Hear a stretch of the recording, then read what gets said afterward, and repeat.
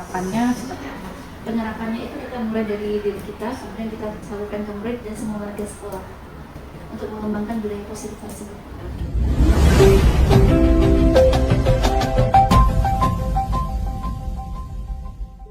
Assalamualaikum warahmatullahi wabarakatuh. Waalaikumsalam warahmatullahi wabarakatuh. Kabar Desi? Baik Bu, Ibu gimana kabarnya? Oke ya. Kita langsung ya, hari ini kehadiran Ibu pendampingan keilmuan, di mana temanya hari ini adalah rancangan program yang berpihak pada anak, ya. Kemudian ada pun fokus pendampingan saya hari ini ada 3, refleksi penerapan aksi nyata di modul 331, kemudian diskusi rancangan program, kemudian diskusi perkembangan komunitas praktisi yang dijalankan di sekolah Ibu, serta implementasi dari rencana Lomba Karya 3 dengan rekan sejawat kemarin. Nah, ya. Kemudian saya mulai kepada penerapan aksi nyata di modul 3.1. Direfleksi proses pengambilan keputusan dengan hal tersebut, maka di sini apakah di dalam proses pengambilan keputusan itu sudah dilakukan? Sudah saya lakukan. Oke. Kemudian masih adakah yang perlu dikembangkan? Masih banyak yang perlu dilakukan, apalagi dengan 4 prinsip, 3 dengan 9 langkah itu yang perlu kita kembangkan lagi bagaimana cara kita mengambil keputusan dengan prinsip tersebut dan langkah-langkah tersebut. Kemudian keberhasilan dari keputusan tersebut? Keberhasilan keputusan tersebut alhamdulillah itu tidak merugikan pihak lain, jadi keputusan itu bisa menjadi hal yang positif untuk anak tersebut. Kemudian pengalaman baik buruknya? Pengalaman baiknya dengan mempelajari materi di modul 3.1 ya Bu ya, kita bisa mengambil keputusan itu dengan bukan dengan menunjukkan moral, tapi dengan dari etika itu dengan benar lawan benar. Oke, jadi mencerminkan dilema etika. Iya. Oke, ya. Kemudian proses pengambilan keputusan sesuai dengan prinsip dan langkah yang dipelajari di modul tersebut kan? Iya, sesuai. Oke.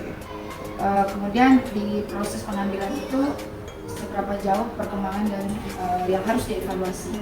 Perkembangannya sangat luar biasa karena sebelum kita mempelajari modul ini kan kita kadang mengambil keputusan itu mungkin berat sebelah atau bagaimana. Setelah mempelajari modul ini kita bisa mengambil keputusan itu sesuai dengan apa yang harus kita lakukan.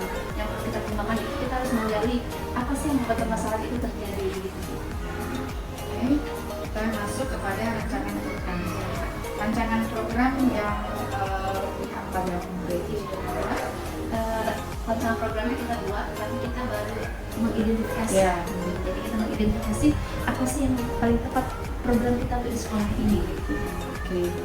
Kemudian dalam program tersebut penerapannya seperti apa? Penerapannya itu kita mulai dari diri kita, kemudian kita salurkan ke murid dan semua warga sekolah untuk mengembangkan budaya positif tersebut. Tantangannya? Tantangannya sangat luar biasa karena tidak semua itu bisa sesuai dengan apa yang kita inginkan ya Bu. Jadi ada pro dan kontra pastinya.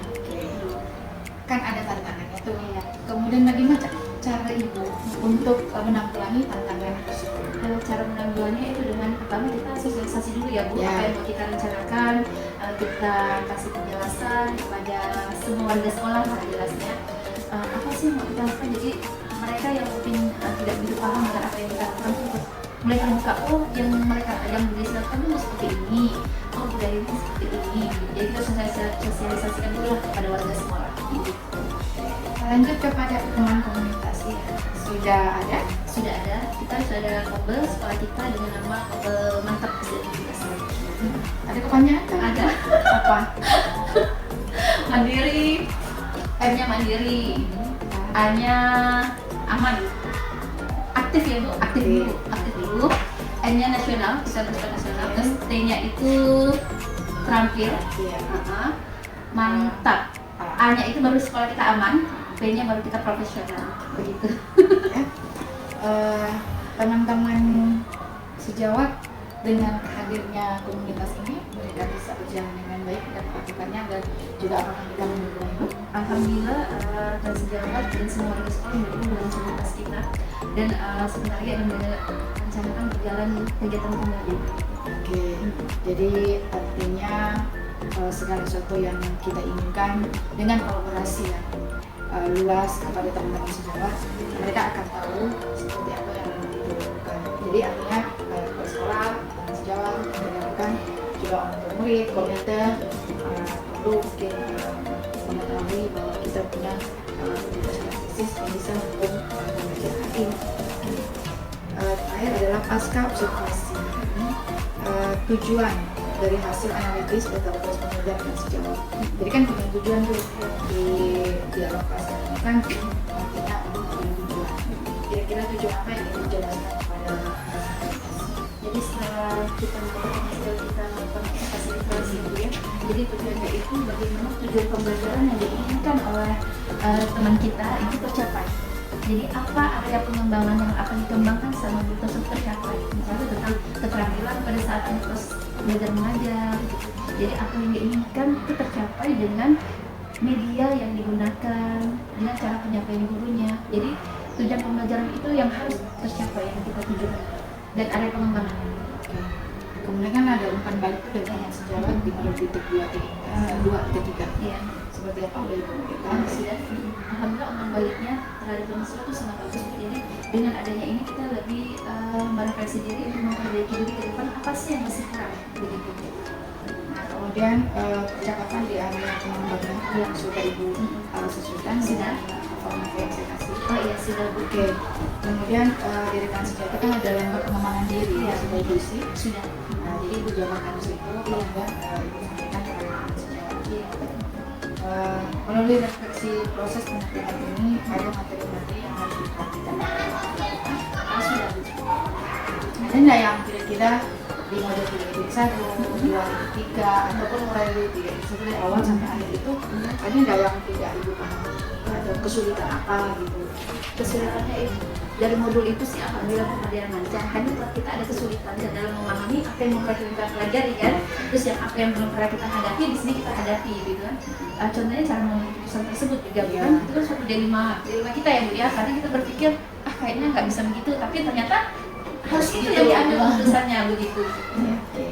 Tapi semua dilema itu bisa diselesaikan Iya. dengan baik ya. Oke Ibu, terima kasih yang luar biasa. Semoga semua rekan-rekan sejawat yang ada di SDN 17 dan dukungan kepala sekolah yang luar biasa, Sangat luar biasa. tanpa dukungan beliau kita tidak akan bisa bekerja sama dan Ibu juga tidak akan bisa membentuk sesuatu yang diinginkan. Ya, tetap semangat sampai akhir, mungkin kita berangkat sudah selesai. Semoga kita selalu sehat dan perlu saya ingatkan kembali nanti di pelaksanaan PI 6. Adapun yang dilakukan adalah menentukan jadwal diskusi pemetaan aset yang kepala sekolah, kemudian rekan guru, orang tua, tokoh masyarakat setempat, ya, membuat notulen dari hasil diskusi Bapak Ibu kemarin, dari ada notulennya, kemudian foto kegiatan Ibu nanti, kemudian mengumpulkan hasil pemetaannya.